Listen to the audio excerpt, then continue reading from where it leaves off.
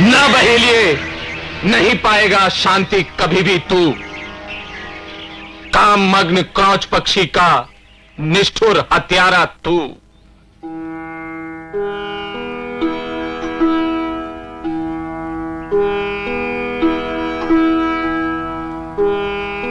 ये क्या कह दिया, क्या दुख के आवेग में मैंने बांधकर 8 अक्षर 4 चरणों में। बन गया है शोक मेरा श्लोक ही सच। बिना करुणा कभी कविता लिखी जाती नहीं। ना बहेलिए, नहीं पाएगा शांति कभी भी तू। काममग्न क्रौंच पक्षी का निष्ठुर हत्यारा तू। श्लोक रूप ये छंद तुम्हारे जीवन का गौरव हो। अभिनव एक महाकाव्य का ये मंगलाचरण हो। मैं ब्रह्मा, मेरे ही मन में अद्भुत सा संकल्प जगा और तुम्हारे अधर सरोवर में वाणी का कमल उगा। और तुम्हारे अधर सरोवर में वाणी का कमल उगा।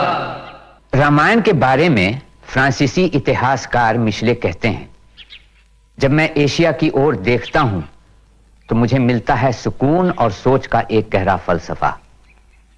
हिंद महासागर सा विस्तार अपने भीतर समेटे एक अनोखी कविता। इसमें एक अद्भुत शांति, एक गहरा फैलाव है। दुनियावी जद्दोजहद होते हुए भी एक मिठास और आपसी भाईचारा छाए हुए हैं। कोमलता, स्नेह और हमदर्दी से भरपूर एक दरिया। वो इंद्रपुरी सी नगरी थी जो बसी हुई सरयू तट पर। दशरथ सम्राट अयोध्या के देवों के प्रिय ऐसे नरवर। उस उत्तम नगरी का जन जन था धर्मशील अनुरागी था। संतोषपुरी का वासी था, संयम के पथ का राही था। राजा का शासन क्या, उससे बढ़कर अनुशासन था। राजा का शासन क्या, उससे बढ़कर अनुशासन था। दंड हाथ में यतियों के सुरताल छोड़कर भेद न था, ओ भेद न था, ओ भेद न था। योद्धा तक युद्ध न कर सकता, इसलिए अयोध्या नाम सही था। जैसा राज कभी मनु का, राजा दशरथ का राज वही, हो राज वही, हो राज वही। रविंद्रनाथ ठाकुर के अनुसार रामायण और महाभारत को महज महाकाव्य मान लेना काफी नहीं है। वो अपने आप में इतिहास हैं, लेकिन किसी खास दौर का नहीं। हर कहानी में, हर घटना में एक फलसफा है। राम की कहानी में है आदर्श, त्याग और वीरता। राम के प्रेम में कोमलता भी है और संयम भी। साहित्य में शायद ही ऐसे प्रेम और अनुराग के आदर्श मिलेंगे। राम और सीता का पावन प्रेम, माता पिता का वात्सल्य, भाइयों का स्नेह, राजा का सम्मान, प्रजा के लिए अनुराग, धर्म का बंधन। इस महाकाव्य से पता चलता है कि गृहस्थ जीवन के आदर्श कितने ऊंचे थे। राजा दशरथ के 4 पुत्र श्री राम, भरत, लक्ष्मण, शत्रुघ्न। थी 4 पंखुड़ियां फूल एक, होता था विकसित बिना विघ्न। श्री राम सहज स्नेही, लक्ष्मण तो छाह बने रहते उनकी। हे भरत बहुत सेवा भावी, शत्रुघ्न करें सबके मन की। एक दिवस अयोध्या नगरी में मुनि विश्वामित्र पधारे, और दशरथ से बोले हे राजन, राक्षस देते दुख ठौर ठौर। भेजो मेरे संग रामचंद्र, वे उनको मारेंगे पल में। राजा की आज्ञा पाकर के चल दिए राम लक्ष्मण क्षण में, चल दिए राम लक्ष्मण क्षण में। ताड़का सुबाहु राक्षस गण का रामचंद्र ने कर संहार, रामचंद्र ने कर संहार। ताड़का सुबाहु राक्षस गण का रामचंद्र ने कर संहार। तप अनुष्ठान यज्ञ वैदिक सबकी रक्षा का किया भार। फिर पत्थर बनी अहिल्या को नवजीवन का वरदान दिया, और विश्वामित्र मुनि के संग मिथिला दिश में प्रस्थान किया, प्रस्थान किया, प्रस्थान किया।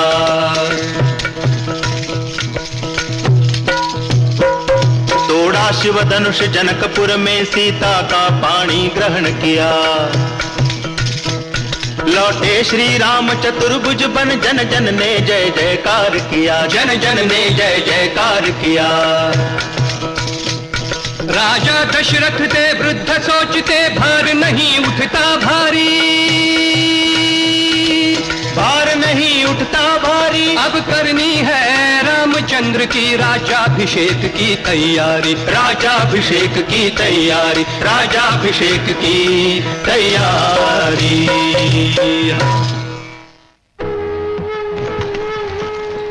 वाल्मीकि रामायण का पहला संस्करण उत्तर वैदिक काल में ही रचा गया होगा, क्योंकि उस प्राचीन काल की झलकियां रामायण में कहीं कहीं मिलती हैं। पर साथ ही साथ जिस दरबारी सभ्यता का वर्णन किया गया है, वो बताता है कि इस महाकाव्य को गुप्त काल के आसपास एक नया रूप दिया गया होगा। रामायण पर आधारित सबसे पुरानी रचना है महाकवि भास का प्रतिमा नाटक, जो लगभग 200 ईसा पूर्व की रचना है। भास ने इस नाटक में राम और सीता को दिव्य बनाने के बजाय उनके मानवीय पक्ष को उभारा है। रक्षा कीजिए युवराज, रक्षा कीजिए। श्रीमान, किसे रक्षा की आवश्यकता है? महाराज को। महाराज को? परंतु यह विपत्ति आई कहां से? उनके अपनों से। अपनों से? तो दुख है, इसका कोई उपचार नहीं। शत्रु शरीर पर वार करता है, पर आत्मीयजनों का प्रहार होता है हृदय पर। कौन है जो आत्मीय के नाम पर मुझे लज्जित करता है? महारानी कैकेयी। हाँ? तो फिर इसका भावी परिणाम सुखद ही होगा। वो कैसे? उनके पति दूसरे इंद्र हैं और मुझ जैसा उनका पुत्र है, तो किस फल की इच्छा से वे कोई दुष्कर्म करना चाहेंगे? स्त्रियों की दुष्ट बुद्धि पर अपनी सरलता आरोपित मत कीजिए। उन्हीं के कहने से आपका राज्याभिषेक रोक दिया गया है। इसमें तो बहुत लाभ दिखता है। कैसे? एक तो महाराज का वन जाना रुक गया, मैं पिता की छत्र छाया में रह गया। नया राजा कैसा होगा, प्रजा को यह चिंता नहीं करनी पड़ी, और मेरे भाई भी राज्य सुख के उपयोग से वंचित नहीं हुए। इसमें मां कैकेयी का क्या दोष? वो उनके बिन बुलाए उनके पास आई और भरत को राजा बनाने के लिए कहा। क्या यह इनका लोभ नहीं था? आर्य, मेरे प्रति पक्षपात के कारण ही आप सच्चाई को नहीं देख रहे हैं। विवाह के समय यदि उन्होंने अपने पुत्र के लिए राज्य की कामना की थी, तो क्या उनका यह लोभ था कि हम लोभी हैं जो अपने भाई के राज्याधिकार का अपहरण कर रहे हैं? परंतु मैं अपनी मां की निंदा और सुनना नहीं चाहता। आप मुझे यह बताइए, महाराज के क्या समाचार हैं? उसके बाद शोक संतप्त महाराज ने, हाँ, शोक में मौन हुए महाराज ने इशारे से अपने पास बुलाया और आपके पास जाने की आज्ञा दी। वो तो अच्छा ही हुआ कि वो मूर्छित अवस्था में पड़ गए।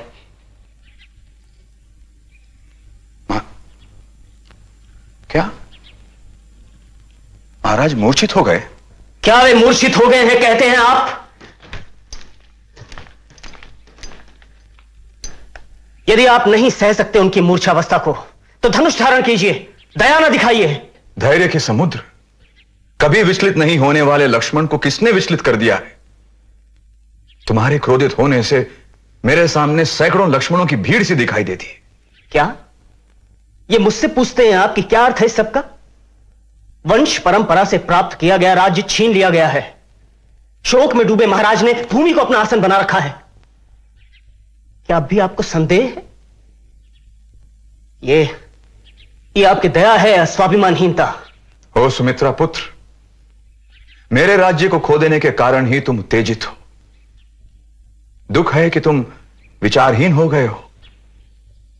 भरत राजा हो या मैं, ये तो एक ही बात है। यदि तुम्हें अपने धनुष पर गर्व है तो भरत की रक्षा करो। मैं अपने क्रोध को नहीं रोक सकता भैया। ठीक है, मैं जा रहा हूं। लक्ष्मण सुनो तो।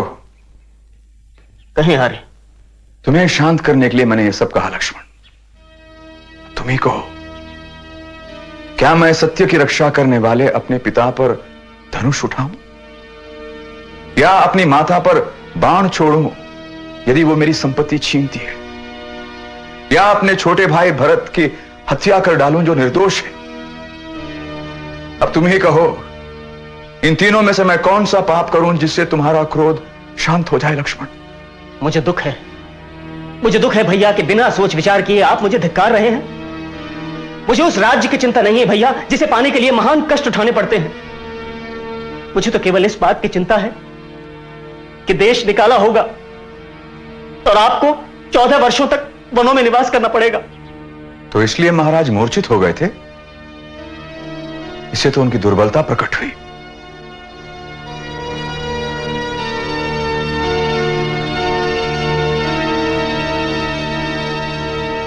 मैथिली, मुझे यह वल्कल वस्त्र दो। मैं उस धार्मिक कर्म को पाने का प्रयास करूंगा जिसे दूसरे राजा ना पा सके। नहीं, मैं तो आपके सहधर्मिणी हूं। मैथिली, मुझे अकेले ही जाना है। इसलिए मुझे भी आपके साथ चलना चाहिए। मैथिली, इसका अर्थ है वन में रहना। मेरे लिए वही महल होगा। परंतु तुम्हारा कर्तव्य है मेरे माता पिता की सेवा करना। इसके लिए देवता मुझे माफ करें।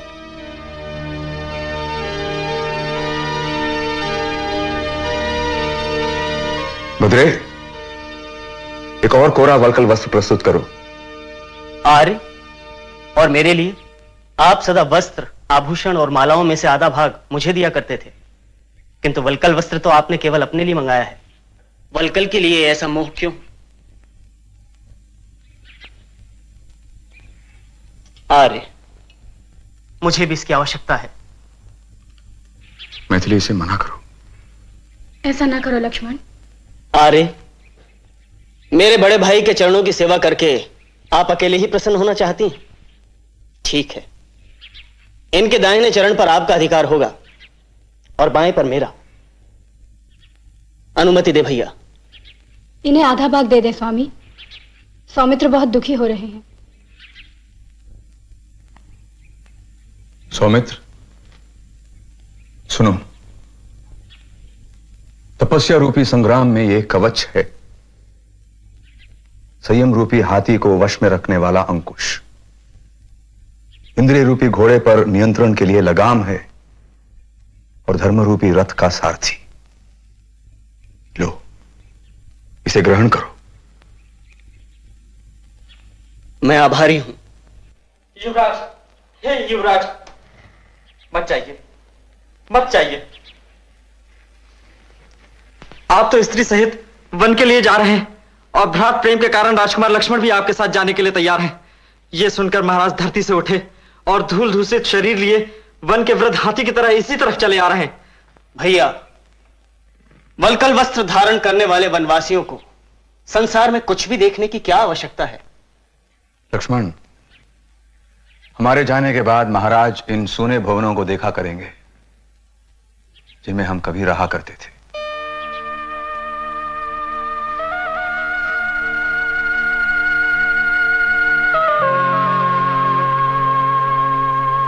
राम का किरदार इतना सीधा और सपाट नहीं जितना आमतौर से सोचा जाता है।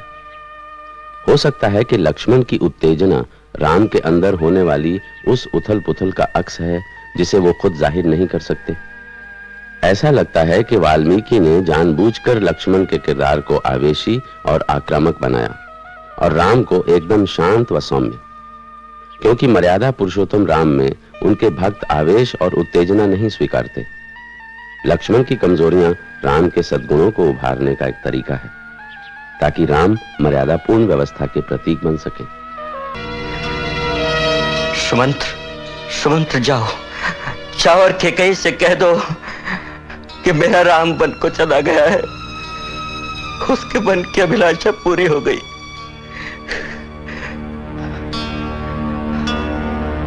अब मेरा अंत भी समीप है।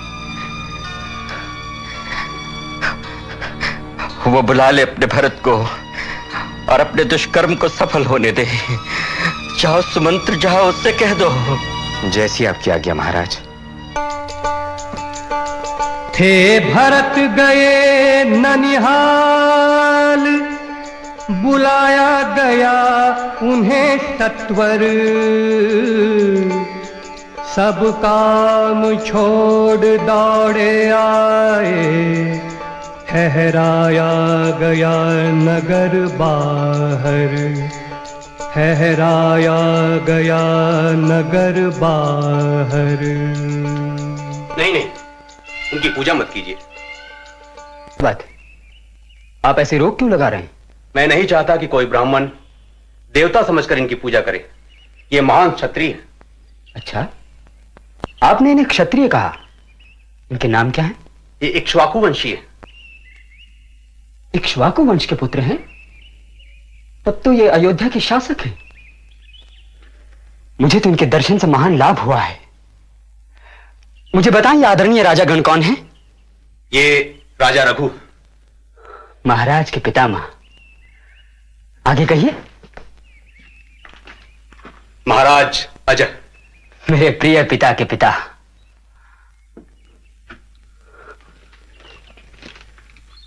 महोदय, एक प्रश्न और। क्या यहां जीवित राजाओं की भी प्रतिमाएं रखी जाती हैं? नहीं, केवल उन्हीं की जो दिवंगत हो चुके हैं। क्या? तब तो मैं आपसे विदा चाहता हूं। रुकिए, आपने इस प्रतिमा के विषय में नहीं पूछा जो महाराज दशरथ की, जिन्होंने कैकेयी का स्त्री शुल्क चुकाने के लिए अपने प्राण और राज्य का त्याग कर दिया। यदि इस स्त्री शुल्क का संबंध मुझसे है तो मुझे अपने शरीर को अग्नि परीक्षा से शुद्ध करना होगा। आर्य,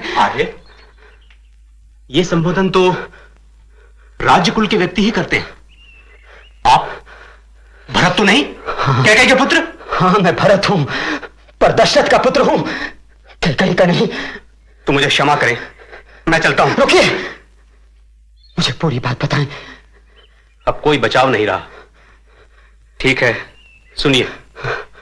जब महाराज श्री राम का राज्याभिषेक करने जा रहे थे, तब आपकी मां ने कहा था। रुकिए, उसने कहा होगा, विवाह के शुल्क को याद कीजिए और मेरे पुत्र को राजा बनाइए। और मांग पूरी हो जाने के कारण और अधिक उत्साहित होकर उसने मेरे बड़े भाई से कहा होगा, हे पुत्र, तुम वन को चले जाओ। उनको वल्कल वस्त्र पहने देखकर ही महाराज का दुखद अंत हुआ होगा और प्रजा सारा दोष मुझ पर डालकर मुझे ही धिक्कार रही होगी। पुत्र भरत। अरे सुमंत्र, मुझे बताएं कि मैं किस क्रम से अपनी माताओं को प्रणाम करूं। अवश्य। यह है युवराज राम की माता महारानी कौशल्या। माता, निरपराध मैं प्रणाम करता हूं। सब दुखों से मुक्त रहो बेटे। लगता है मुझे उलाहना देती है मां। धन्यवाद आपका। आगे कहें। ये है लक्ष्मण की मां देवी सुमित्रा। मां, लक्ष्मण के द्वारा राम की सेवा से वंचित मैं अभिवादन करता हूं। पुत्र, यशस्वी रहो। मां, प्रयत्न करूंगा मैं अब इसके लिए। आभारी हूं मैं। आगे कहें। यह है आपकी माता।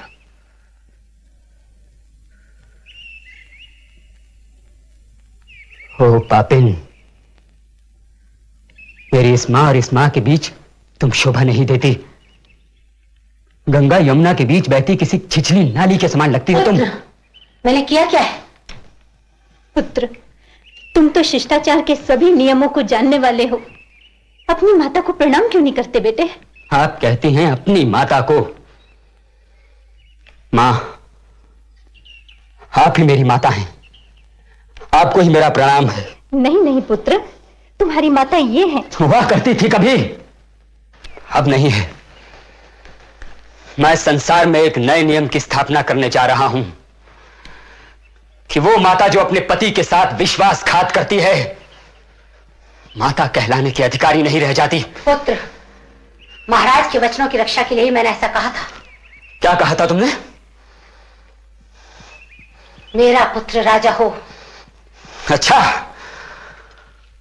अच्छा, मुझे ये बताएं, क्या मेरे बड़े भाई आपके पुत्र नहीं तो क्या है? क्या वे मेरे पिता की वैध संतान नहीं है? क्या उत्तराधिकार के क्रम से उनका अभिषेक नहीं हो रहा था? क्या वे अपने भाइयों को नहीं चाहते थे? क्या प्रजा उन्हें अस्वीकार कर देती? पुत्र, विवाह शुल्क चाहने वाली स्त्री से ऐसे प्रश्न नहीं किए जाने चाहिए। तुमने पत्नी के साथ उन्हें पैदल भटकने वाला बना दिया। राज लक्ष्मी को छीनकर उन्हें वल्कल वस्त्र पहना दिया और वनवास के लिए भेज दिया। क्या इस सब का भी मांगा जाना विवाह शुल्क में निश्चित किया गया था? पुत्र, कभी उचित स्थान और समय मिलने पर सब कुछ बताऊंगी। यदि तुम्हें बुराइयां मोल लेने का इतना ही लोभ था तो तुम मेरे नाम को बीच में क्यों ले आई? क्या तुम्हें राज सत्ता से मिलने वाले सुखों की अभिलाषा थी? ऐसा कौन सा सुख है जो तुम्हें महाराज ने नहीं दिया? तुमने बहुत दुख लेने वाले काम किए हैं। सत्ता के लोभ में तुमने महाराज के प्राणों की भी चिंता नहीं की। भरत कुमार, गुरु वशिष्ठ और महर्षि वामदेव प्रजा के साथ यहाँ आए हैं। आपके राज्याभिषेक के लिए आपसे निवेदन कर रहे हैं। आप अभिषेक के लिए कहते हैं? ये तो इनका ही कीजिए। कहां जा रहे हैं महानुभाव? वहीं यहां लक्ष्मण के प्रिय बंधु राम रहते हैं। अयोध्या उनके बिना नहीं रह गई है। अयोध्या वही हो सकती है जहां राम निवास करते हैं। स्वस्ति न इंद्रो बृहस्पतिर्वाहा। राज्याभिषेक के अवसर पर भरत राज सिंहासन स्वीकारने से हिचकिचाते हैं। इससे पता चलता है कि उस काल में मनु के सिद्धांतों का कितना प्रभाव था। इससे पहले चाणक्य के अर्थशास्त्र में राज सिंहासन सबसे योग्य पुत्र को मिलता, भले ही उसे पाने के लिए बाप और भाइयों की हत्या करनी पड़े। मनुस्मृति के काल तक आते आते राज सत्ता अधिक मर्यादापूर्ण हो चुकी थी और राजा को भी देवता समान माना गया। शासक विहीन रहना राज्य के लिए संकट काल जैसा समझा जाता। भ्राताराम की ये पादुकाएं राज सिंहासन को सुशोभित करेंगी। राजा की अनुपस्थिति में ये उनके आदेश, उनकी कामनाओं को प्रजा तक पहुंचाएंगी। कर्तव्य पालन के लिए ये मेरे हृदय को सशक्त बनाएंगी, कड़ा करेंगी। मैं भी 14 साल तक राजमहल में एक वनवासी की तरह रहकर श्री राम की प्रतीक्षा करूंगा। यदि फिर भी वे नहीं आए तो मैं चिता में अपने प्राण त्याग दूंगा। ओम देव शांतिरंतरिक्षं शांति पृथ्वी शान्तिरापः शान्तिरोषधयः शान्तिर्वनस्पतयः शान्ति विश्वे देवा। पीहड़ वन में 3 मूर्तों की दिखती कुछ झाई, आगे राम बीच में सीता पीछे लक्ष्मण भाई। कितना घना घना जंगल पर मनुज यहाँ भी रहता, जंगल है जीवन का दाता मंगल मनता रहता। आए राम यहाँ जंगल में फैली नई लहर सी, आया है त्राता संरक्षक सुख की बदली बरसी, सुख की बदली बरसी, सुख की बदली बरसी। वाल्मीकि रामायण में कथानक के 2 केंद्र हैं, अयोध्या नगरी और घने जंगल। कहानी में अयोध्या साम्राज्य और जंगल का विरोध साफ तौर पर उभर के आता है। जंगल में बसने वाले राक्षसों को भले दैत्य कहा गया हो, थे वो मनुष्य ही, पर वो अभी तक अन्न बटोरने और शिकार पर ही निर्भर थे।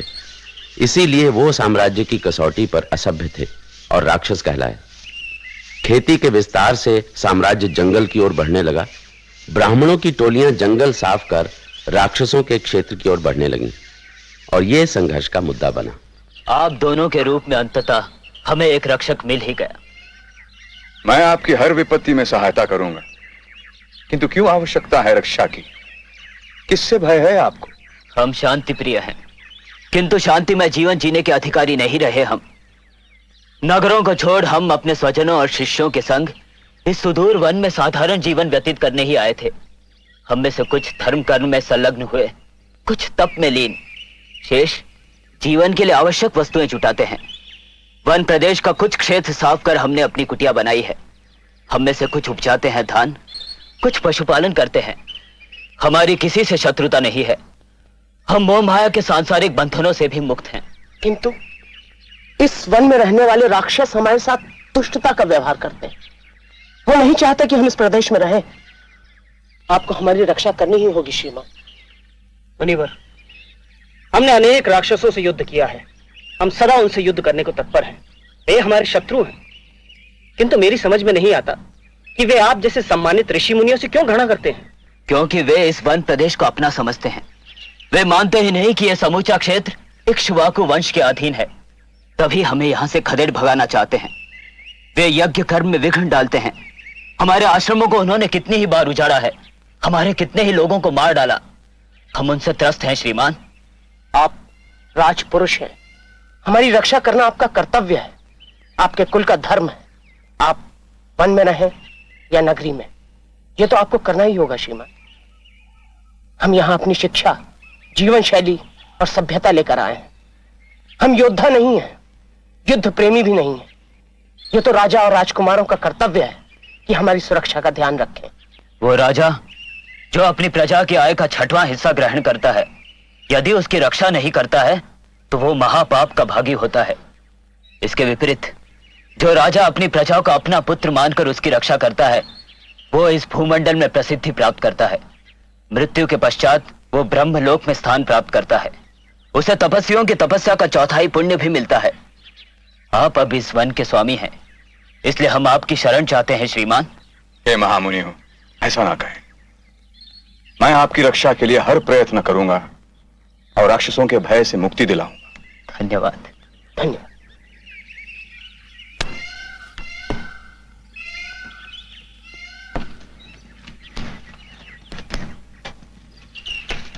स्वामी, अयोध्या से निकलते ही हमें तपस्वी जीवन को अपनाना पड़ा है ना?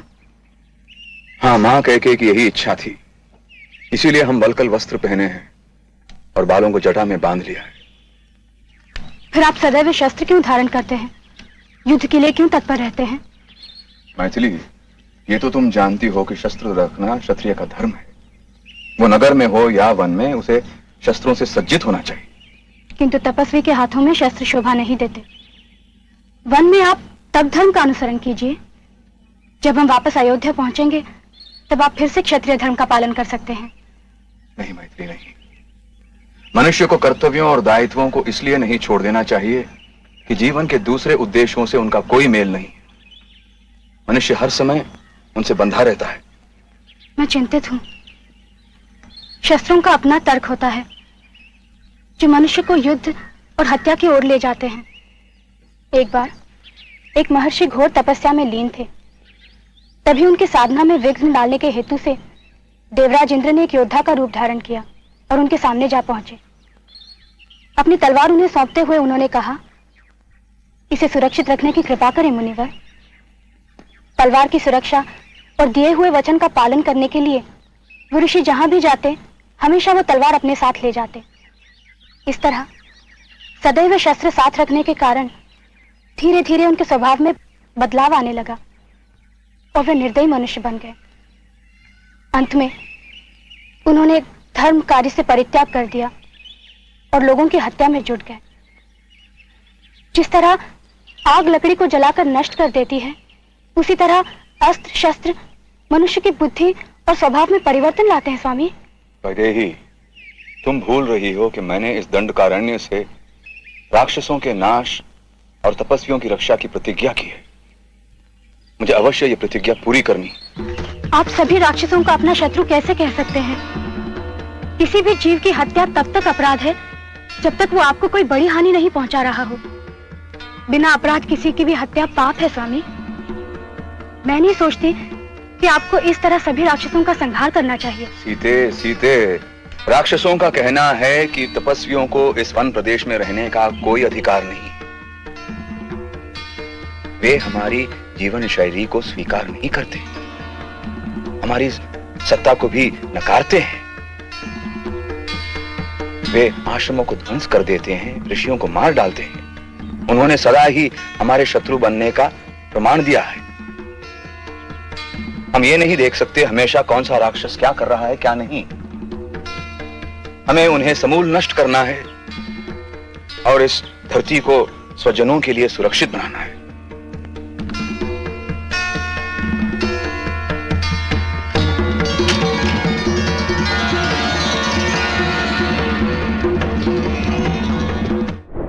सदासिन्नो सदासित् तदानीं नासिद्रजो नो व्योमा परो यत् किमावरीवः कुह कस्य शर्मन्नम्भः किमासीत् गहनं गभीरं न मृत्युरासीदमृतं न तर्हि न रात्र्या अनासीत् प्रकेता।